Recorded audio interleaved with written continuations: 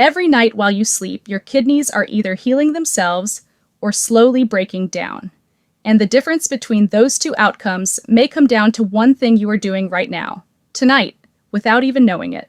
Most people over 60 are told their kidney function is declining because of age, because of blood pressure, because of diabetes. And yes, those things matter. But there is something happening during those quiet hours between midnight and 6 a.m. that almost no one talks about. Something your doctor may not have mentioned at your last visit. And something that, once you understand it, you may never look at your nights the same way again. Stay with me through this video, because what I am going to share in the next few minutes, especially toward the end, is something I genuinely wish more seniors knew before the damage had already started.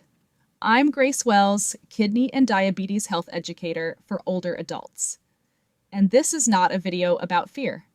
This is a video about understanding what is happening in your body while you sleep, so you can make one or two small changes that may actually matter. Let's get into it. Here is the first thing I want you to understand. Your kidneys do not sleep. While you are resting, your kidneys are doing some of their most important repair work. They regulate fluid balance, they filter what is left in your blood, they manage blood pressure.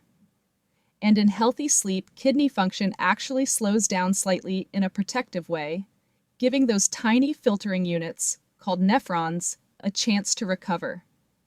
But when your sleep is disrupted, and I do not mean occasionally, I mean night after night, that protective recovery window disappears. And your kidneys pay the price. This is not a theory. There is now a significant body of research showing that poor sleep quality is an independent risk factor for chronic kidney disease progression, not just linked to it, an independent cause. A study published in the Journal of the American Society of Nephrology found that people who reported consistently poor sleep had a measurably faster decline in kidney function over time, even when other factors like diabetes and blood pressure were accounted for. That means the sleep problem itself was doing damage. Now here is the question I want you sitting with right now. How well are you actually sleeping? Not just how many hours you are in bed, I mean how well. Do you wake up feeling rested, or do you wake up tired, stiff, foggy, feeling like you barely slept at all? If your honest answer is the second one, keep watching. Let me tell you about the one nightly habit that is quietly damaging kidneys in millions of seniors right now. It is not drinking alcohol before bed, though that does not help. It is not eating a heavy dinner, though that matters too. The habit I am talking about is sleeping with untreated or unrecognized sleep apnea. Sleep apnea. You have probably heard that word. Maybe your doctor mentioned it. Maybe your partner told you that you snore. Maybe you brushed it off because you thought, I have always snored. That is just how I sleep. But here is what most people do not know. When you stop breathing during sleep, even for 10, 15, 20 seconds at a time, your blood oxygen level drops. And every single time that happens, your body floods with stress hormones. Your blood pressure spikes, your heart works harder, and your kidneys, which are directly connected to your blood pressure system, are hit with that surge. Over one night, the damage is small. Over months, over years. This is how kidney function quietly erodes, not dramatically, not suddenly, but steadily, silently, while you are asleep. And here is the part that concerns me most about seniors specifically. Sleep apnea in people over 60 is dramatically underdiagnosed because many older adults do not have a bed partner who notices the stopping and starting of breath. Because the symptoms, fatigue, brain fog, waking up unrefreshed, get blamed on age. And because the snoring is milder, the episodes are quieter. Doctors call this silent apnea, and it is far more common than the classic loud, gasping version people picture. So the myth I want to challenge right now is this. I sleep less because I am older. That is just normal. I hear this constantly, and I understand why people believe it. But less sleep and poor quality sleep are not the same thing as healthy aging. Yes, sleep architecture changes after 60. You may naturally sleep fewer total hours. You may wake more easily. That part is true. But waking up exhausted is not normal. Feeling foggy every morning is not a natural part of aging. Needing 2 cups of coffee to feel human before 9 a.m. is your body telling you something, and for your kidneys, that something matters enormously. Now, I mentioned blood oxygen drops. Let me tell you why kidneys are so vulnerable to exactly that. Your kidneys are among the most oxygen-hungry organs in your body. Pound for pound, they receive more blood flow than almost any other tissue. That is how they filter your blood. 24 hours a day, all that volume passing through tiny structures that need a constant, steady oxygen supply. When oxygen drops during apnea episodes, the kidneys go into a kind of emergency mode. Blood vessels constrict, inflammatory signals go up, and something called oxidative stress, a type of cellular damage, begins to accumulate in the kidney tissue itself. Do this repeatedly, every night, and those tiny nephrons, the ones that filter your blood, begin to scar. That scarring is called fibrosis. And once kidney tissue scars, it does not regenerate. This is why sleep apnea is now being taken seriously as a driver of kidney disease. Not just a sleep problem, not just a heart problem, but a kidney problem. If your eGFR has been slowly going down and no one has clearly explained why, this is a conversation worth having with your doctor. Ask specifically, have we looked at my sleep quality? Have we considered sleep apnea as a factor? That one question may open a door that has been closed for years. Now I want to talk about something that does not get nearly enough attention in kidney health conversations. Nocturia. That is the medical term for waking up to use the bathroom at night. And for many seniors, it feels so routine that they stop mentioning it to their doctor. They just accept it. Set their bladder like an alarm. 1 a.m., 3 a.m., sometimes 4 a.m., and go back to sleep. But nocturia is not just an inconvenience, it is a signal. In people with declining kidney function, the kidneys lose something called concentrating ability.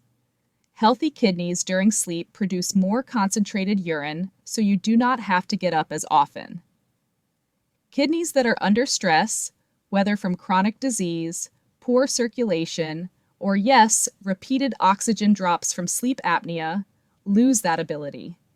They keep producing dilute urine through the night, pulling you out of sleep again and again. So if you are getting up 2, 3, 4 times a night, that pattern may not just be about your bladder, it may be about your kidneys. And every time you are pulled out of deep sleep, you are also losing something else, something called restorative sleep, the kind of sleep where your body repairs itself, where inflammation cools down, where blood pressure naturally drops, a process called nocturnal dipping, which is essential for kidney protection. People who do not get that nighttime blood pressure dip have significantly worse kidney outcomes over time. And frequent nocturia is one of the things that disrupts it. So here is what I want you to ask yourself. How many times do I get up at night? And have I ever told my doctor the exact number? Because that number matters. Write it down if you need to. Tell your doctor. It is not a small thing. Let me shift now to something that surprised even me when I first read the research on it. Melatonin and the kidneys. Most people think of melatonin as a sleep hormone, and it is, but it is also a powerful antioxidant, and your kidneys have melatonin receptors, meaning they respond directly to it. Research has shown that melatonin plays a role in protecting kidney tissue from oxidative stress. It helps reduce inflammation in the nephrons. It may help regulate the renin-angiotensin system, which is the hormonal system that controls blood pressure and fluid balance, and one of the key systems involved in kidney disease progression. Here is the problem. Melatonin production drops significantly as we age. By the time most people are in their 60s and 70s, Their bodies are producing a fraction of the melatonin they produced at 30. And that drop coincides with the period in life when kidney function is already under the most pressure. Now, I am not telling you to go take a melatonin supplement tonight. That is a conversation to have with your doctor, especially if you are on blood pressure medications, diabetes medications, or blood thinners, because melatonin can interact with those. But what I am telling you is this: the behaviors that support your body's natural melatonin production are also the behaviors that protect your kidneys. And they are not complicated. Darkness matters. Your bedroom needs to be genuinely dark at night. Even small amounts of light, from a phone screen, from a hallway light, from a TV left on, suppress melatonin production. A blackout curtain or a simple sleep mask can make a real difference. Light exposure in the morning matters. Getting natural daylight in the morning, even just sitting near a window for 20 to 30 minutes after waking, helps anchor your circadian rhythm and supports stronger melatonin release later at night. Temperature matters. A cooler sleeping environment, most research points to somewhere around 65 to 68 degrees Fahrenheit, promotes deeper sleep and supports natural melatonin cycles. These are not miracle cures, they are biology. And for people over 60, they are especially worth paying attention to. I want to pause here for a moment and be honest with you. Everything I have shared so far, the sleep apnea, the nocturia, the melatonin, these are things that overlap and connect. They do not happen in separate boxes. Poor sleep quality disrupts melatonin. Disrupted melatonin weakens sleep quality. Sleep apnea causes nocturia. Nocturia further fragments sleep. And all of it puts pressure on kidneys that are already working harder than they were 20 years ago. This is why addressing sleep is not a side issue in kidney health. It is a central one. And if this is making you think of someone you know, maybe even yourself, who says things like, "I just do not sleep well anymore. That is my life now," I want you to know that that does not have to be the end of the story. If this video helped you see your nights differently, I hope you will share it with them, because the people who need this information most are often the ones who have stopped expecting things to get better. Let me give you something practical now, because understanding the problem without having a path forward is not useful. The first thing, and I mean this as a genuine priority, is to talk to your doctor about a sleep study if you have not done so already, especially if you snore, especially if your partner has ever noticed you stopping breathing, especially if you wake up feeling like you barely slept, especially if your eGFR has been declining without a clear explanation. Sleep studies have come a long way. Many can now be done at home with a small device your doctor sends to you. You wear it 1 or 2 nights and return it. It is not complicated. And if it shows you have sleep apnea, even mild sleep apnea, treating it can genuinely slow kidney function decline. Research has shown that people with chronic kidney disease who were treated for sleep apnea had better blood pressure control, better eGFR stability, and lower inflammatory markers than those who left it untreated. That is not a small finding. That is a meaningful clinical difference. The second practical step is to look at what you are doing in the 2 hours before bed. Are you drinking fluids in large amounts late in the evening? That directly increases nocturia frequency and interrupts your sleep architecture. For most seniors, spreading fluid intake throughout the day and reducing it in the 2 to 3 hours before bed can meaningfully reduce nighttime wake-ups. Ask your doctor what total daily fluid intake is appropriate for your specific kidney function, because that number varies by person and by stage. Are you watching TV or using your phone right up until you close your eyes? The blue light from screens suppresses melatonin. Even 30 to 60 minutes without a screen before bed can shift your sleep quality. A book, quiet music, a gentle conversation. Your body responds to those signals. Are you going to bed and waking up at roughly the same time every day, even on weekends? Irregular sleep timing is one of the most underestimated disruptors of deep restorative sleep. Your kidneys benefit from the predictability of your circadian rhythm. Consistency over time makes a real difference. One more thing before I close. If you have been told you have stage 3 or stage 4 chronic kidney disease, or if you have diabetes alongside kidney concerns, or if you are managing heart failure, please do not make significant changes to your fluid intake, sleep medications, or supplements without talking to your doctor first. Some of what I have shared here applies broadly to healthy seniors. But for people with existing conditions, the specifics matter enormously, and your care team needs to be part of that conversation. This video is education, your doctor is your partner. Those two things work together. So let me bring this together for you. Your kidneys depend on your sleep in ways most people have never been told. Sleep apnea quietly erodes kidney function through repeated oxygen drops and blood pressure surges. Nocturia is often a sign of both kidney stress and disrupted sleep, not just a normal part of aging. Melatonin decline after 60 removes a natural protection your kidneys used to have. And the idea that poor sleep is simply what happens when you get older is one of the most damaging myths in senior health. What can you do today?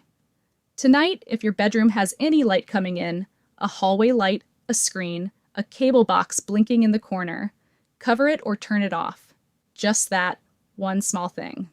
And tomorrow, write down how many times you woke up last night. Then bring that number to your next doctor's visit and say, I want to talk about my sleep. That is it. 2 steps. That is where this begins. If there was one sentence in this video that made you think of your own life, your own nights, your own mornings, I'd love to know what it was. Leave a comment below. Your experience may be exactly what another senior needs to hear to take this seriously. And if this is the kind of honest, practical kidney health information you wish you had been given earlier, not alarming, not overwhelming, just clear, then you may want to stay with this channel. There is more where this came from. Take care of yourself tonight. Your kidneys are counting on it.